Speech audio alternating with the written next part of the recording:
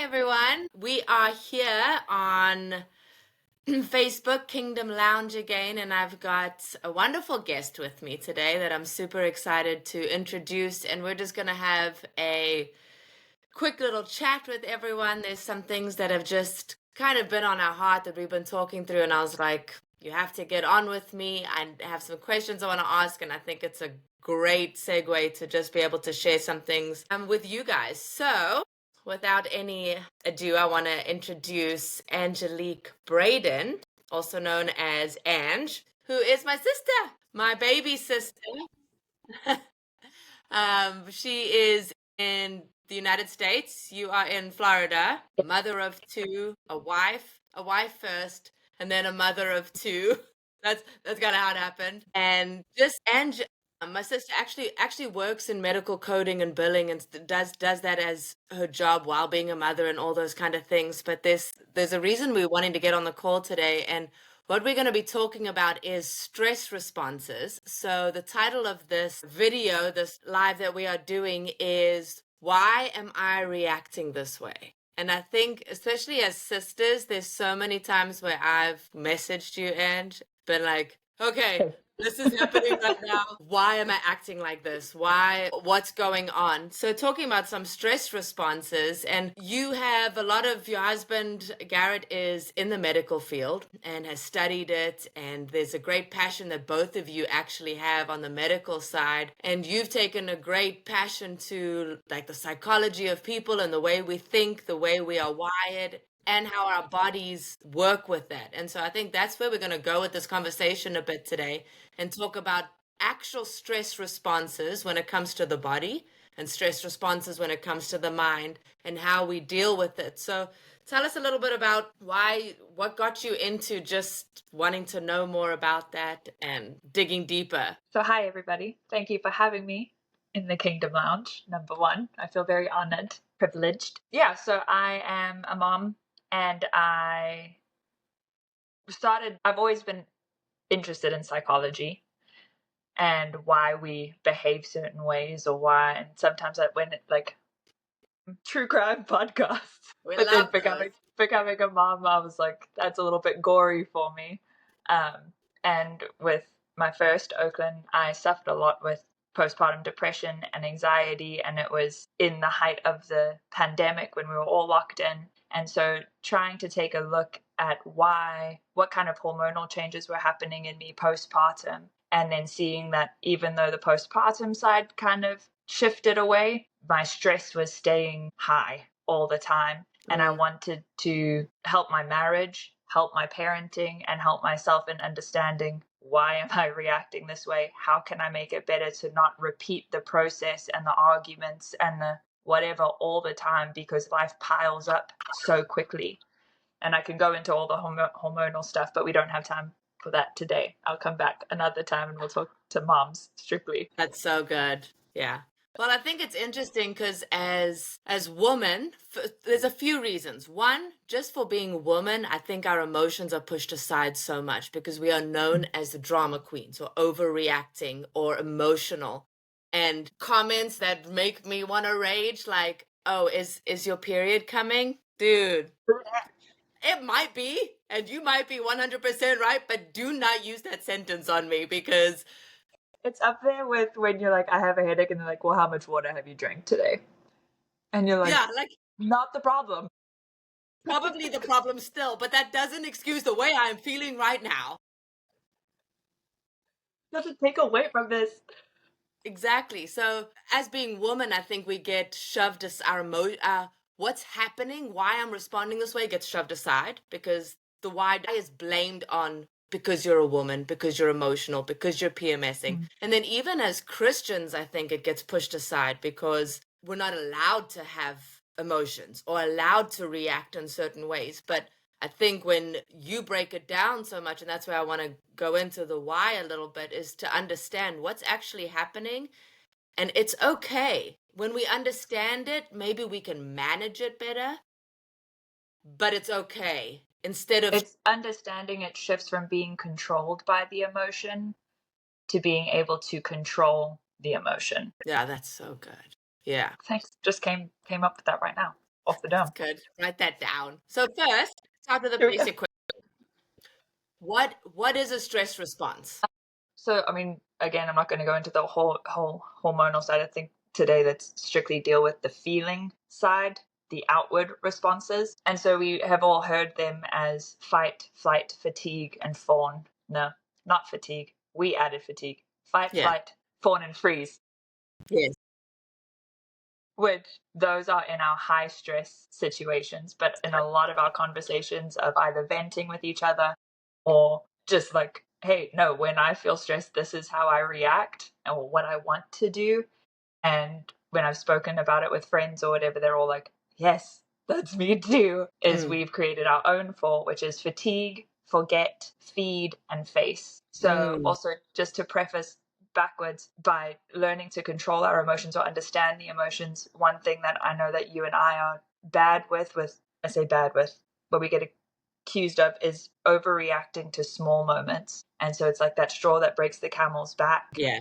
And I think as women, that also happens all the time because we feel like we have to be strong or we have to maintain, or we have a lot on our plates that aren't, and I'm not doing this as like a feminism thing, but we have a lot on our plates that aren't noticeable things. So like laundry is not necessarily a noticeable task because it never ends. There is always laundry piling up. It's not a job that finishes, but somebody maintains doing that all the time. Yeah. I mean, how many husbands know when you've washed the sheets and put them back on the bed, except for the fact that they feel nice, but they didn't necessarily be the ones to think of that. And in some relationships, it's the opposite. You know what I mean? It's just that whoever is the home person, those things add up, add up, add up, add up, add up. And then you add children into the mix or you add working full time. So I work 50 hours a week. I have 2 children who have been with me full time their whole lives until last week when my eldest started going to school. And because I'm home now, people, whoever, hey, can you do this for me? Or can I swing past and ask you this question? Or can I just call you and talk to you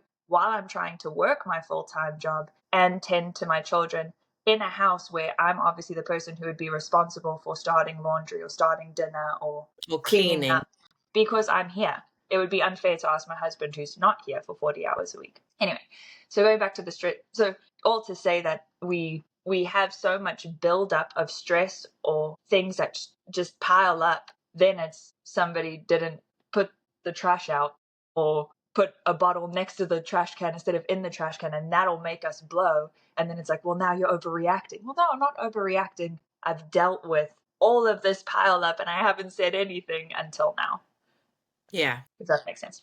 Anyway, that's just going into the woman's mental side of the weight that we carry. So the 4 that we had was fatigue, forget, feed, and face. Fatigue is when we feel stressful and you're just like, I just want to go and sleep. I just want to take a nap. I feel it. I'm exhausted. It's a problem for tomorrow. Yeah, when it's the craziest thing, but as soon as I feel like I'm having to like make decisions, mainly is I get decision fatigue. When I'm having to like deal with big things like that, I want to go take a nap. And sometimes it's better that I just do, because when I wake up, it's like, okay, I feel a little refreshed. Otherwise I'm like laboring through and I'm like, something's happening. But yes. Or it's the other way around. You feel so fatigued because you're laying in bed and you can't sleep because you have your list running and running and running and running all the time. And so like my key words to myself is like, I can't fix that at 2 a.m. Like that is a 9 a.m. problem when I can call the office or whatever it is. Like, it doesn't help right now. Maybe that's why you jump on planes all the time, because you can't fix anything while you're on your flight. Yes, because it's a let's add another one. Downtime. Okay, so we got fatigue. Fatigue. Then it's forgetting to do things from being overwhelmed, or being so overwhelmed you say forget it and you don't want to do it. I don't know where to start. And so either, also you and me have been accused of this a lot, like you never have everything, you're always forgetting something. We're always like running back to the house because we needed this, or we're asking somebody's help for this because our brains are so overwhelmed all the time. Or I get to the point of just being like, the house is a mess. I don't even know which room to start in. So forget it. Yeah, just forget it. Throw it to the wind. Did the same thing with weight loss. I ate badly today. Forget it. It's just a bad day. Yeah, but that's a stress response. That's interesting. I also say like my brain is misfiring. And it's probably more that forget piece because I'm thinking of so many different things, and then all of a sudden I feel like I literally have like short-term memory loss. Like I can't even remember what I just ran upstairs to do something.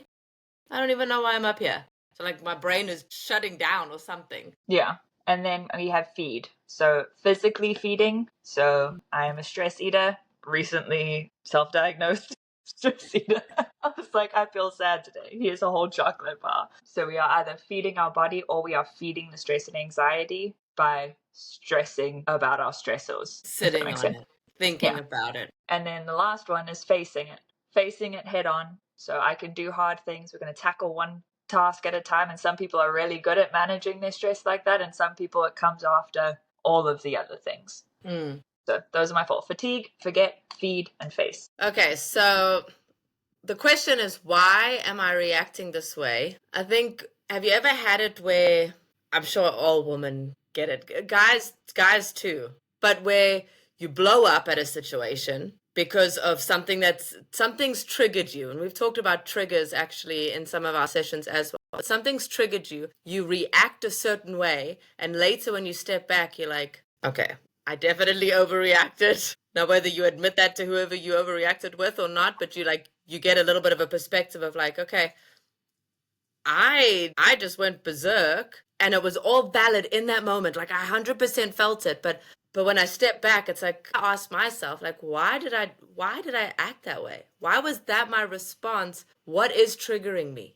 What's happening on the inside? So that's why I think the title of this is so fitting, because it's a legit question of like, why am I reacting this way?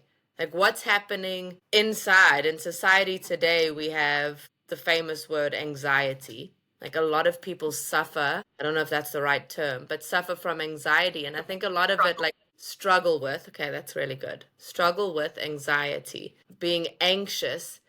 And I feel like it's because we're overwhelmed or stressed. Yeah. So I think like I have it a lot of with my kids. Noise is my biggest stressor, where Garrett, my husband, his biggest stress is like mess. Okay. And noise. But he doesn't like dysfunction, and my brain is already too loud to deal with like a TV and the kids laughing and whatever. And so then all of a sudden I'll like jump up and be like, everything off. We're turning off all the big lights. We're going to use our lamps. We are like, and both my kids have sound machines. And so I'm like, everybody's sound machines are getting turned off. Whatever. I use noise cancelling headphones and whatever all the time. But again, it goes back to that so many little things lead up to that big breaking point, that the breaking point. So I've The reaction. had rage out moments where Garrett will come to me and be like, you're upset. Actually, one time, this is a funny story. I'll share it. He'll let me. There was one time that there was a crayon on the floor. Maybe I told you the story. Crayons. I'm just kidding. There was a crayon on the floor, and a bunch of things were happening, and the kids were having meltdowns, and I was trying to work, and everybody was home. And Garrett walked over and he stepped on the crayon, and the crayon broke. And then he went and sat down, and he didn't even realize he had stepped on the crayon, and my head exploded. I was like, why doesn't anybody else pay attention to everything? Why am I the one who's being responsible for picking up the crayons? Like, everyone's just going to leave the crayons on the floor until Amon picks them up. Whatever, this whole thing. Yeah. But of course, everything he didn't know what I was looking at on my computer screen work-wise, and that pressure that was on me. He wasn't hearing the same sounds and the mom, I need apple juice, mom, I need this, mom, all day. And so he turned around and he's like, you're yelling at me because I stepped on a crayon. And I was like, it's not about the crayon. He's like, but you are yelling about the crayon. Yeah, in his world, it is only the crayon. In your world, it has nothing to do with the crayon. And completely blindsided him and the kids for that fact, which is why I'm trying to be better about it. But I think it's if we break down the difference between, like you said, being overwhelmed or being stressed. And so when we are stressed, hormones are released in us, which would be your adrenaline, your cortisol, and stuff like that. So your heart rate's going to get elevated. You're going to stress sweat. You're going to feel a surge of, I hear myself echoing. You're going to feel a surge of energy into your extremities as blood is flowing into your extremities for fight or flight. things like that. But you can still function within stress. When you are overwhelmed, it's because those demands that were stressing you out, you don't feel like you are able to cope with them. Well, now. Right. So stress would be, oh, I have the demand of my boss is on me for this, and I have this that needs to get done within this time frame and whatever. And you could probably rationalize all of that. I think people function within stress all day, every day. Or people work high stress jobs like in an ER or, whatever. That's just the first thing that came to my mind. But being overwhelmed is like, okay, I have all of these stresses and I don't have the ability to do it. I don't know how to cope with it, which is going to put you into, what was our fatigue, forget, feed, or face? That's going to put it into your forget it. Like, I think we've all heard of ADHD paralysis, where like, oh, I know that I have to do something at 3:00, so I can't do anything until 3:00 because I have that one thing at 3:00. No, I haven't heard about that. Oh, it's a real thing too. I have it, like if I have a doctor's appointment at whatever time, my day's ruined until that time because you hyper attention fix on that thing, so everything else, is that what's happening? Or I know that I can't time manage myself well enough that I'll make it to that appointment. So I work backwards. Like, okay, I have the appointment at 3:00, so by 2:30 I have to be leaving, which means by 2:00 I need to be getting dressed, which means and chances are I'm still going to be late to the 3:00 appointment.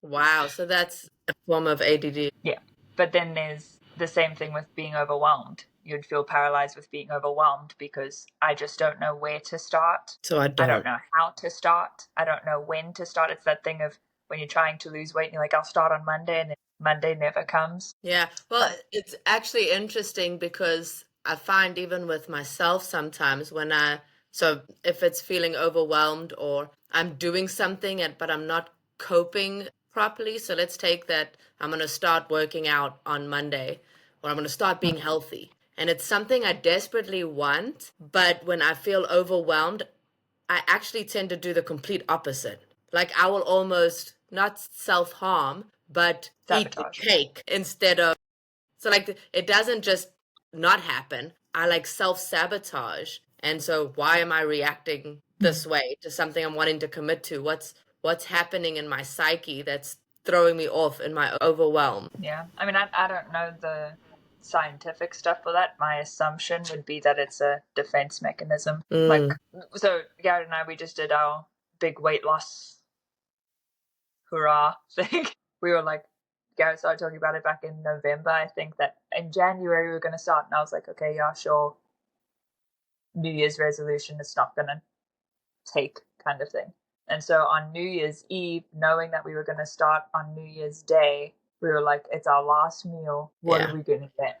And so we picked out Chinese food and ice cream and whatever. And we were very strict and disciplined from January on. Then tragic things happened. Stress took over. And so feeding the stress, you're fatigued. You don't want to cook or you don't want to whatever, and slowly started self-sabotaging due to stress. And instead of getting back on the train, I ended up like at the airport getting onto a plane. I was in the complete wrong area trying to get back. So now it's, instead of, I had to like tell myself, because now I want to shed off a couple more pounds again, instead of starting on Monday, because I know myself, I won't have discipline for Monday, or I will self-sabotage until Monday, knowing that that's the end for me. It rather has to be little decisions constantly. So I can't say forget it. I don't know if I'm rabbit trailing now. I can't say forget it when for breakfast I had Fruit Loops instead of my yogurt parfait. Yeah. I can't be like, oh, well, now it's lunch, so I'm going to go to McDonald's and get a Big Mac. And then, oh, because I ate a Big Mac, now for dinner, I'm going to have whatever. It has to be like, okay, I made that one bad decision. Instead of stressing about it and hanging on to that and stressing my stressor, I can just make the next decision work. Wow. I think that's so good, because I think we do that. We shame ourselves so quickly that our own shame leads to another negative reaction or decision, which leads to a negative result, which leads to shame, which leads to another bad decision. And so we get into the cycle of nobody loves me, everybody hates me, I don't know what my life is. And I think a lot of it stems from identity crisis because we're trying so hard to seek something that we are, that when we are just going through life and we mess up, it's like a revealing of our identity that we're not comfortable with, and we freak out. Yeah.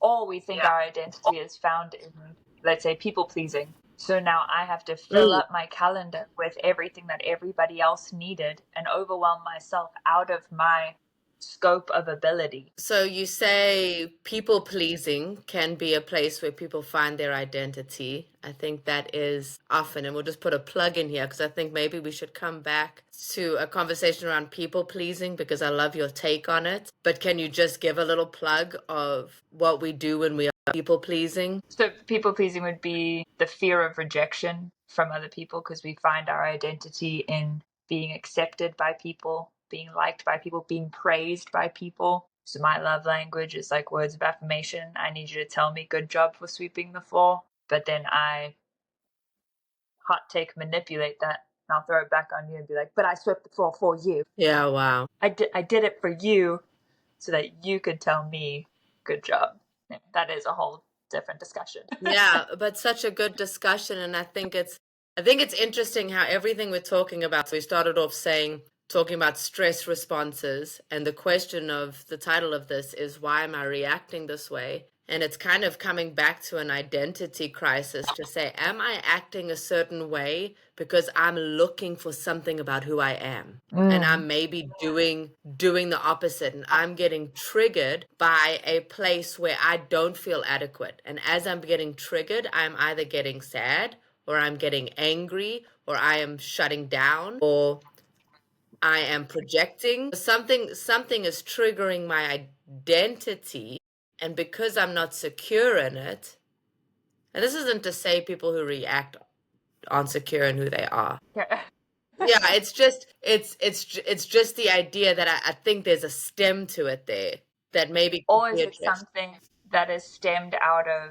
something is happening in me? I'm feeling my heart rate rise and my adrenaline go. I mean, how many times have we sparked off and then in your fight, like you were saying earlier, you kind of realize like, wasn't that big of a deal. That was my bad. So like I felt the fight or flight in me. And so I reacted to it and I responded with my fight or flight instead of realizing like, hey, something's bothering me because my shoelaces are tied too tight or whatever it is. Yeah. But have you heard that thing where it's like my nervous system doesn't know?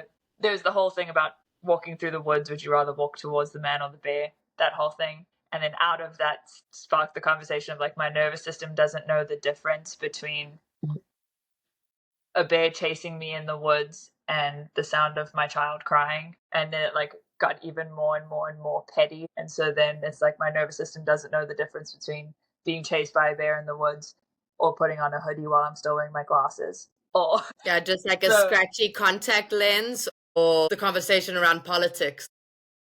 the sound of people chewing, that is, I mean. So even with this, I want to go to another question with you on how do we address our stress responses. But before we get there, another one, just because we are speaking to women, is to have a conversation around PMS or hormonal, what's happening when we are coming to our menstrual cycle and our period. And it's so quickly labeled as, we just dismiss it as an emotional outburst that doesn't quantify to anything.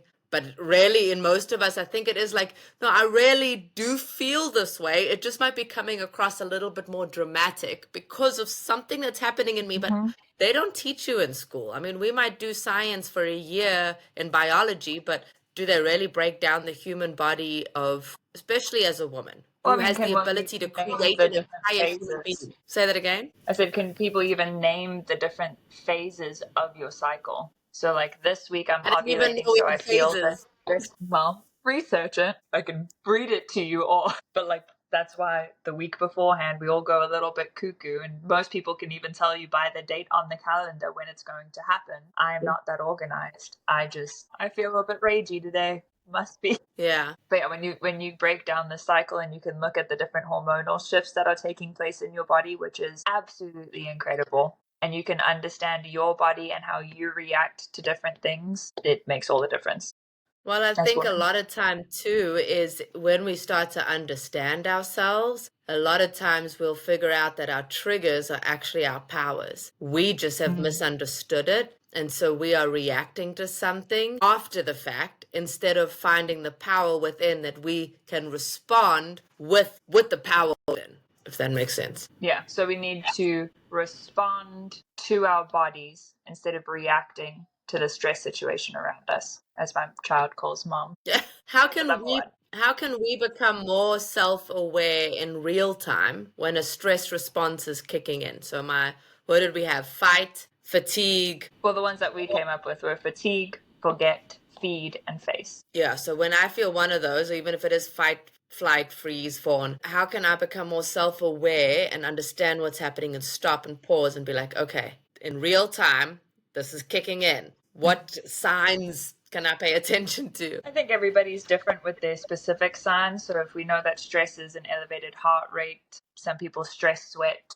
or you're feeling yourself get jittery, you're now tapping your hand or you're shaking your leg, or I scratch the inside of my palm and I do it before it's my self-soothing mechanism is to go for my hands. So when we start to do those things, and I'm in no way proof because I'm still practicing, but to realize before I react towards my 4-year-old child or my husband, who would be completely blindsided by my rage right now, no matter how justified I think I am, let me see if I can explain it. Can I explain it to myself why I'm upset? And normally when I try to do that, I either realize that it wasn't that big of a deal, or I can calm down enough to be able to communicate clearly, like, hey, this is really bothering me. So I'm going to remove myself from the situation. Sometimes I go and stand outside on the grass barefoot and actually do physical grounding. Sometimes I have to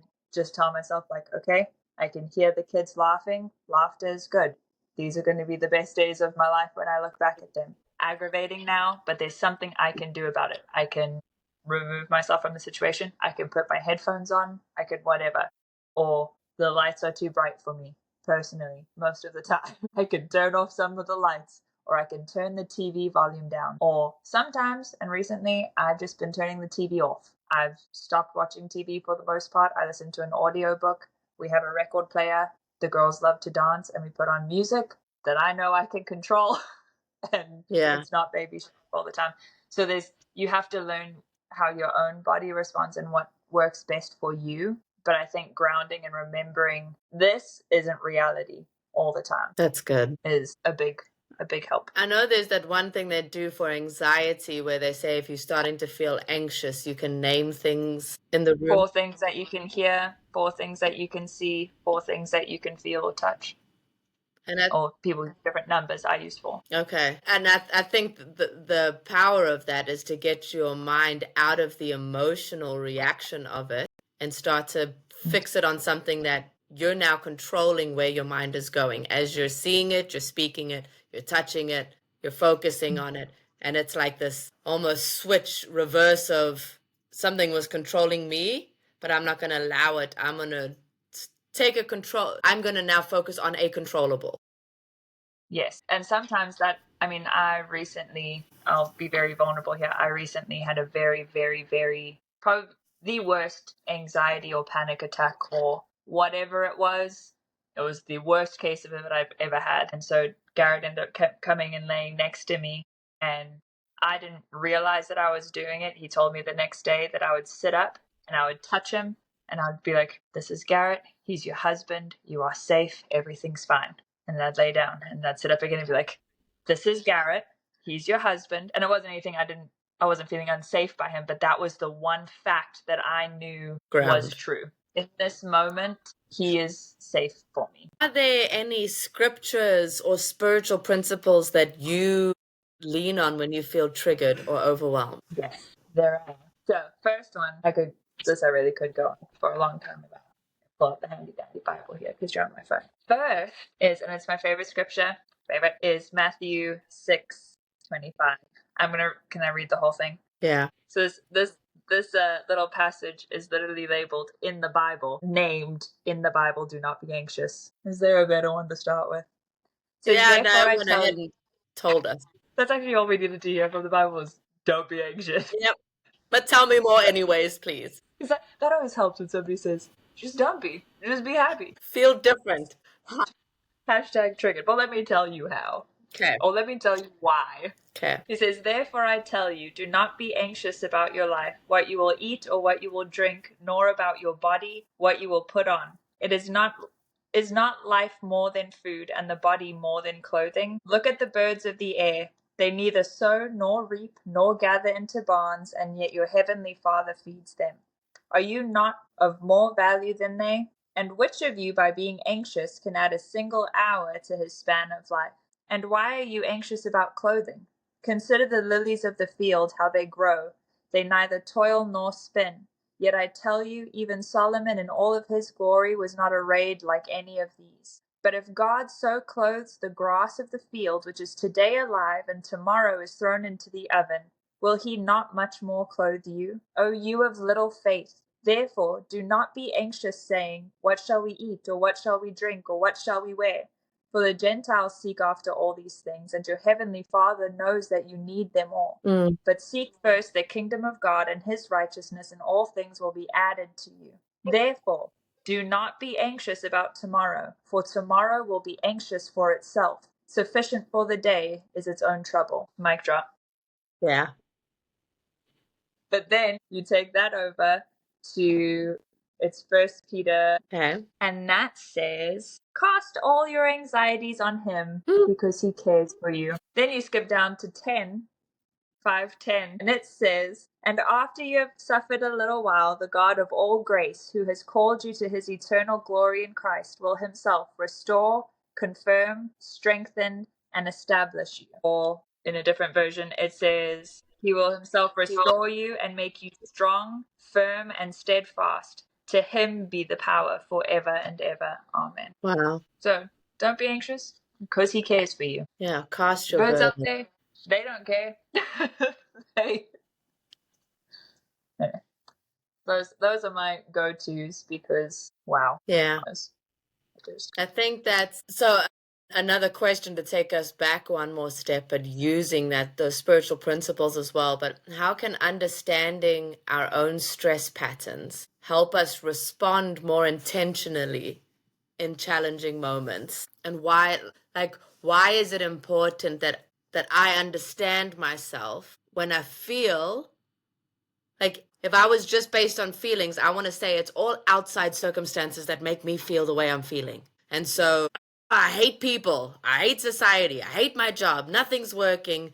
Everyone has it out for me, or people are lazy, or whatever it is. They're all outside circumstances that I can blame. But how has helped me understanding myself helpful in those challenging moments? This doesn't answer your question, but it is something that just popped into my brain. I sent it to Dad the other day, and it says, I'll probably misquote it, so if you've seen it on Facebook, don't come after me. But I think it said, the key to peace is Christ in me, not me in a different circumstance. Yeah. Yeah. Another one that I saw and I made it my status was, and if not, he is still good. Yeah. If still faithful, he is still steady, he is still savior, he is still healer, he is still my provider, even if not. If what I asked for didn't come through, I asked for it.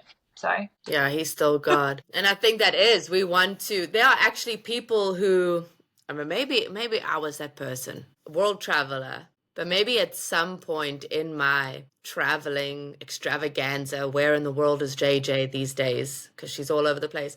Maybe there was a bit of like running from, because I think if I could change my outside circumstance, if I could change the people around me or the place or the home, or if I could redesign my room, the situation or the issue in here can change. But the more you do that, if you don't deal with here, one thing that I really had to come to terms with is to understanding, and I put it in the book that I'm still writing and probably will forever be writing. But if we don't learn to be still, we cannot feel. If we can't feel, we can't heal.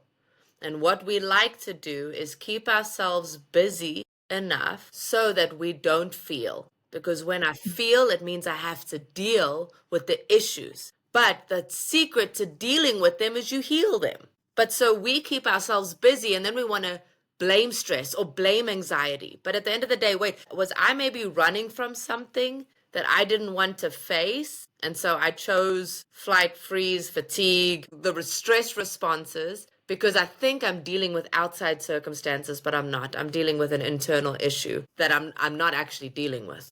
Yeah, and we keep ourselves so busy with things that are not of God that we tell ourselves it's for God, if that makes sense. So I think a lot of time, and I've seen it in a lot of people who they like to be known as the person who always gets something done, or I'm one of those people. I want to be trustworthy, and so I will people please. This is going back to the identity thing, because I find my identity in being busy. Mm. And so instead of saying somebody that I tease somebody very much that I love, because instead of saying I have to go to the grocery store, that one project becomes 1,000 little projects, just so that you can fill up that to-do list and tick off the boxes. And so then it's like, well, I have to get in my car, and then I have to start my car, then I have to reverse my car, then I have to drive to the Publix, then I have to get out of my car at Publix, and then I have to go into the store, and I have to go through every aisle. No, you just had to go to the grocery store. It's not that big a deal. Yeah. That is, I should get it tattooed across my head right now, because it's not my circus, not my monkeys, and it's not that big of a deal. My life mottos. Yeah. Part of the reason I stopped watching TV was because you watch all these shows and it's like, oh my gosh, this is gonna happen, and what are they gonna think of me about this? And I'm watching it from the outside like, calm down. It's not that big a deal. I can't handle the drama. Well, my motto, I have to tell myself in moments when I feel a stress trigger kicking in, I have to say, does it matter?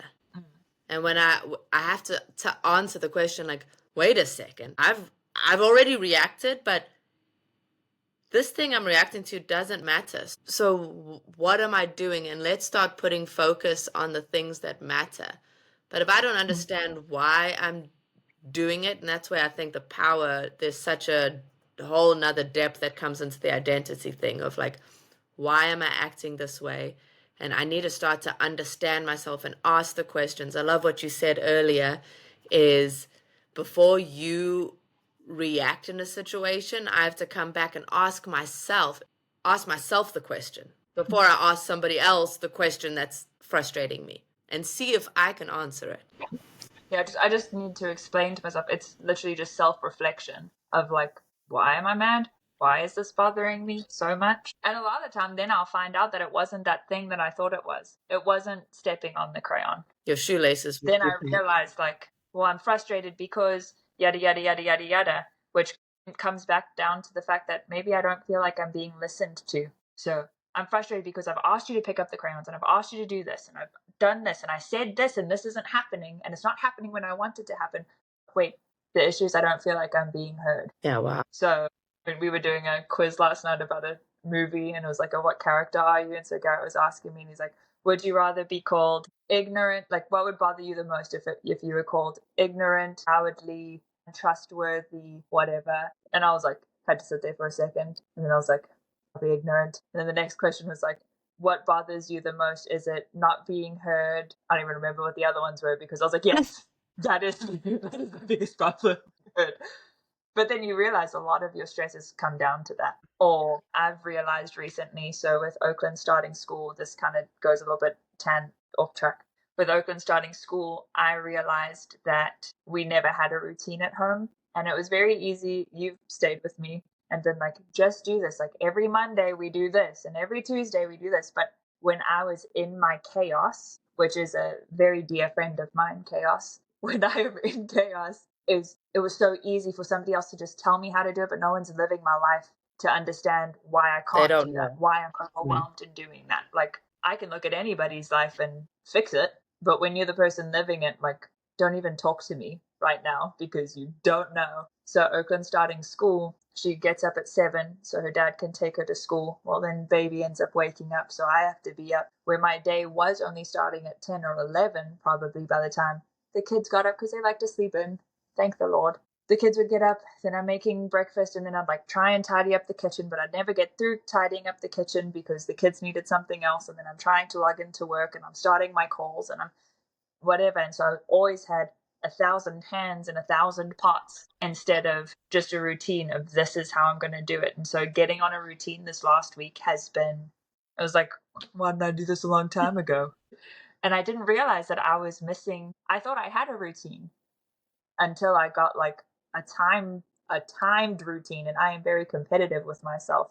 And so I'll be like, I'm going to make myself tea while the kettle's boiling. How fast can I clean this kitchen? Because I know it only takes 2 or 3 minutes for my kettle to boil. I know I'm not wasting time by multitasking, but like I can be productive now. So at 7 a.m., we all have to get up and get dressed. It's not hanging out in our pajamas all day like we used to and cuddled up on the couch. And like maybe we opened the blinds, maybe we didn't. I don't know. So getting onto that routine. And so now I have it where like my routine is very strange. You have to learn what your own routine is. At night, I load my washing machine, but I don't start it. So first thing in the morning, I start my washing machine. So already that it's like the military thing of like make your bed every morning because that one small accomplishment. Well, getting up and getting dressed is my one small accomplishment. And then I started laundry. Look at me. I do a load a day. And, you know, we can do a load a day in my house. Then I realized, okay, well, maybe starting the load of laundry isn't such a win because I let it sit there for a day or two.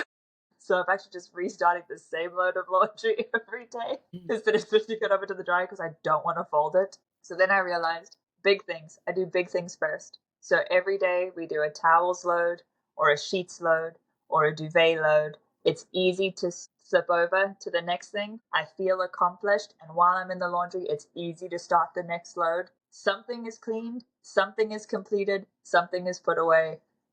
And that helps my mental state make sense. Yeah. No, I think that's really good. And it sounds like the simple things, but I love the honest conversation of just being able to chat through it. And hopefully there's people listening that's like, hey, some of the things that were just said today resonate with me. And it does take understanding yourself, recognizing it might be an identity crisis, and can we dig a little bit deeper to go there, figuring out what our stress responses are, and then why am I reacting this way? Can I ask myself the question before I react? And start to understand myself, start to listen to my body so I know before the stress reactor is coming on. Hey, listen, I recognize I'm getting hot or sweaty or clammy or out of breath or I'm clenching my jaw, whatever it is, and start to listen to your body because it's telling you something and it's sending off warning signals. It's saying, hey, listen, I'm about to react and I need you to be aware of it so that it becomes more of a response than a reaction. Because, and I think it's a key ending there, and I do it a lot in my identity coaching, is the very first thing we start with session 1 is discipline. Because if you don't have discipline and routine, it's really hard to take control of understanding yourself or of your environment. And so finding what matters, or it's not that big of a deal, and finding your routine that says, I can at least distribute this chaos. I might not be able to like solve it all at once, but I can start to compartmentalize what matters and what doesn't, and what is a big deal and what isn't, and start to feel accomplished in certain things that I'm doing. And it starts with the simple things. And that's like, I know you and I are big list makers, so thinking about how can we manage the stress. So one thing is like, we don't like to use anxiety as a word in the house. It's a medical diagnosis in our house and has been put on us, but we don't want to grab hold of those because we think that there's power in it. But even for the kids to understand, so neither of the kids like carbonated drinks. Obviously, Everest is still a baby. She doesn't communicate. It's more for Oakland. But we use my brain is fizzing. And it's like that. You hear bumblebees. Everything's getting a little bit too much.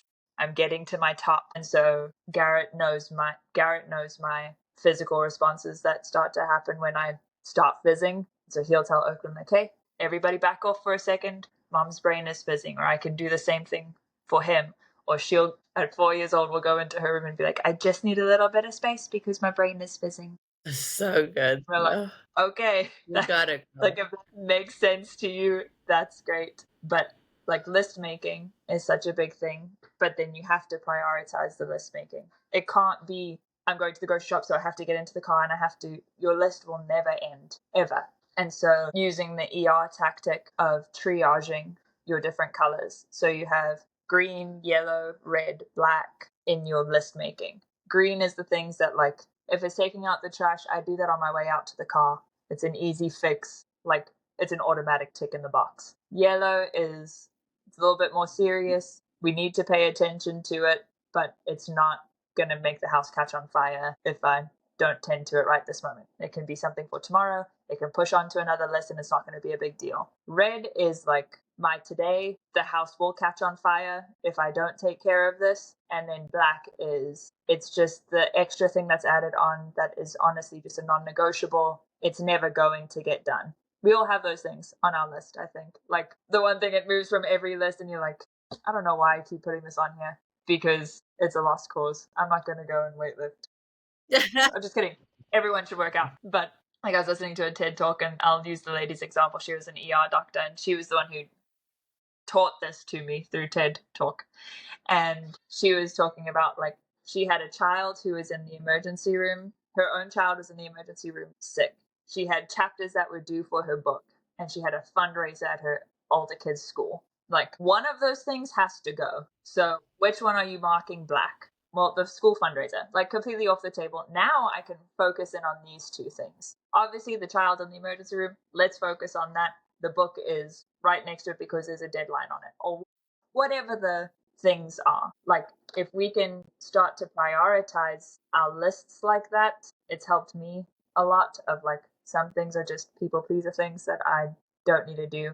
Reorganizing an underwear drawer in my 4-year-old's room is really not the top of my priority list. I don't need to clock out of work early to be able to do that. I don't need to miss. Sometimes I think our stress response does the maybe it's a form of the fatigue or the flight in the other scenario where the big things we don't want to handle because they are stressing us out or take big decisions or whatever. So we will literally go keep ourselves busy and I will leave work because I don't want to make that one phone call to that doctor and I will go organize an underwear drawer. That's what I'm saying. So rather mark that red, get it off the list. And honestly, I think I was telling you about it. There's a girl on TikTok who's like, I time myself doing things that my friends have procrastinated on to see how long it would take. And so then she's like at her friend's house and she's like, we've been procrastinating on organizing our Tupperware cupboard for 2 years. Let's time how long it takes. Yeah. And then it's like, that took 18 minutes. 2 years later. But that Tupperware thing probably stressed her out. Every time she opened the cupboard, she was like, I really have to get this done. This is like... It went on the list every day. Yeah. Because it looked... I think the one she did, she was like, I've needed to call and make an appointment for my dentist for 3 years. Like, why can't they just do this online? Why do I have to call them? But she's like, hangs up the call. She's like, 9 minutes. It took me 9 minutes to make an appointment that I put off for 3 years. Anyway, she's inspirational to me because... Yeah. And you said something in the laundry and I was going to take it to a coaching statement. But I want us to wrap up or whatever. But you said when I do the laundry, I've decided I do the big things first. And that is what you got to do with lists or stresses or things that feel like they are overwhelming you. Because you probably aren't, now that we know the difference between stress and overwhelm. You probably aren't actually overwhelmed. You're just stressed. It's just big. But you can cope. You can deal with it. But target those big things first. When you wake up in the morning, make your cup of coffee and think, okay, what is my triage list? What is red? Let's just get it, because when it's done, everything else, then the colors start to fade. It's not that bright and eerie. I think it's if you use like a calendar or something like that and you know that things are not absolutely for today, I think it is okay to put things onto tomorrow. I'm not saying to procrastinate, but like, you don't have to repot the plant today. If you have time to do it today, great. Now you've knocked something off tomorrow and you have some spare time. You know what I mean? But can I share one more thing? Yeah. And then I know we have to wrap up. Do the schedule, the list quarters. So I saw this thing. All of my ideas are completely stolen from other people. None of these are original. Nothing is under the sun. What is it? You don't need a new idea. You just need to reinvent the idea. So if you take your list and you divide it into 4 quadrants And so you're actually going to make 4 different lists, or not lists, routines. Make 4 different routines. So you have one routine that is for like, this is just the ideal prime routine. I'm going to be a straight A student. The day is going perfectly. Sun is shining. Birds are singing. My coffee was hot and sweet. Then you have a routine for like not feeling good or not feeling it. And so maybe that routine is like you have coffee and you watch a show and then you do something. And even though it's a thing, but that way every day, then you have one for when I'm sick or when I'm too busy or whatever your 4 things are that you struggle with. That way, I mean, this day, I would love this to be everything, but it's not going to be on a Monday. I can guarantee it. That's like a Thursday list when I'm actually awake and alive for the 1 day a week. This day is probably going to be my normal routine, but it's still a routine. When I'm sick, it's still a routine. When my kids are sick, it's still a routine, and we can follow that, and we know that things are still getting done, and we know that we're not falling behind, but we also don't feel like we're wasting time. Wasting days is my pet peeve, arch nemesis. Like I hate to sit on the couch and watch movies all day and then be like, it's 3 o'clock and I wanted to do so much. Yeah. But now the whole day is gone. And then I start to get my overwhelmed and my stressed feeling, where if I can have a routine, like even if it's a lazy day routine, on a lazy day, I still change the cat litter and I still water the plants or whatever, because that little bit of productivity will change those cortisol levels that are going on and start to peak things and get you out of that depressive state, out of that anxious state, out of that stress state, out of that overwhelmed state.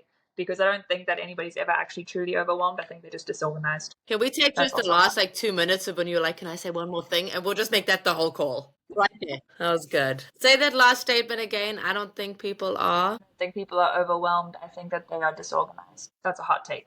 That's chew on that a bit. Especially when you take back that definition. Do you still have it there with you? What is overwhelmed? Overwhelmed was the feeling of being unable to cope with the demands being put on you. Which stress being the demands being put on you. Which leads to depression, anxiety. Yeah. And maybe you're not fatigue and paralysis. Maybe you're not paralyzed, fatigued, depressed, or anxious. Maybe you're disorganized.